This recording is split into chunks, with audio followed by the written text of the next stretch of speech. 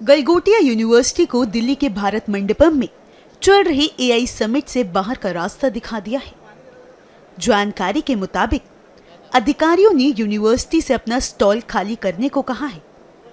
16 फरवरी से चल रहे इस समिट में विश्वविद्यालय पर आरोप है कि उसने चीन में बने रोबोट को अपना इनोवेशन बताकर पेश किया। इस पर छात्रों का क्या कहना है, सुनिए। सर कब लाया गया था उसका एग्जैक्ट नॉलेज नहीं है, but it was introduced to us in January starting.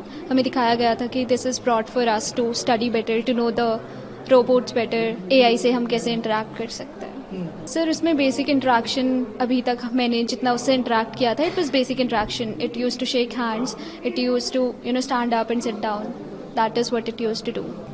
It was quite saddening at first because जिस तरीके से हमें इंट्रोड्यूस कराया था, हमारी यूनिवर्सिटी ने जैसे हमें इंट्रोड्यूस कराया था कि it is brought for us students to know the robots better. जो भी उसमें काम करते हैं, जैसे मैकेनिक्स का जो काम है, जो कोडिंग का काम है फॉर कंप्यूटर साइंस स्टूडेंट्स, वो सब मिक्स करके जो है वो हमारी एजुकेशन के लिए हमें इंट्रोड्यूस कराया था। अब उसको ऐसे मोल्ड किया जा रहा है, तो दैट इज़ क्वाइट सैडनिंग।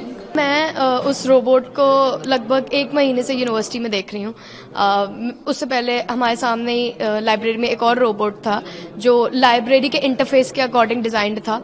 उसके बाद हमने इस रोबोट को देखा। मेरे सामने मैंने इसको फंक्शन करते हुए देखा है, स्टूडेंट्स के साथ इंटरैक्ट करते हुए देखा है।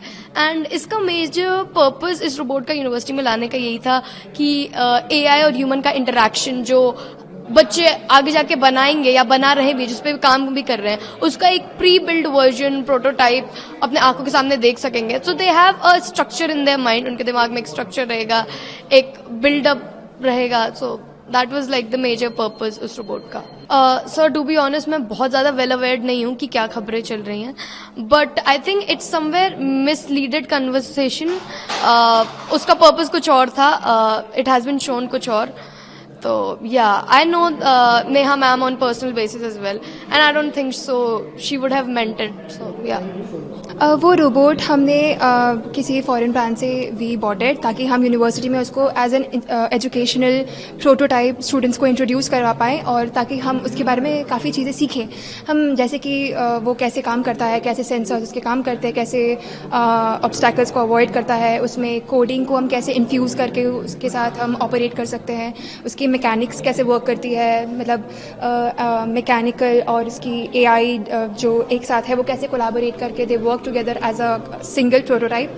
वो सारी चीज़ें हम ताकि हम सीख पाते हैं, जैसे कि सिर्फ और सिर्फ ये वाला रोबोट नहीं, और भी काफ़ी रोबोट्स हैं हमारी यूनिवर्सिटीज़ में, ड्रोन्स भी हैं, काफ़ी सारे सिस्टम्स हैं जिससे हम पढ़ते हैं, सीखते हैं, ताकि we can also build something in future. जो दिल्ली एआई समिट में आया है रोबोट, वो आया था करीब 1-1.5 महीने पहले।